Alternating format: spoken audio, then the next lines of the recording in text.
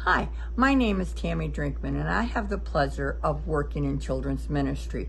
The devotion for today comes from Matthew 12:33.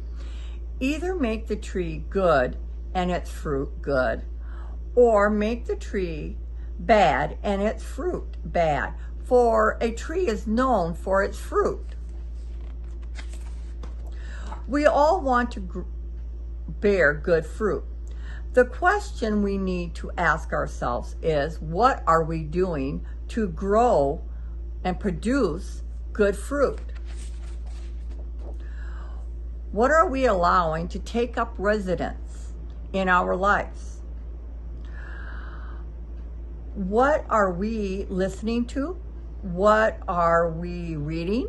What are we saying in our conversations? What are we watching on TV?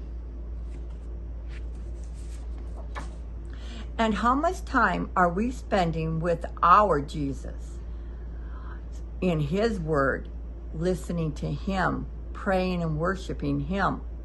This is what will decide the kind of fruit that we are bearing. Good day.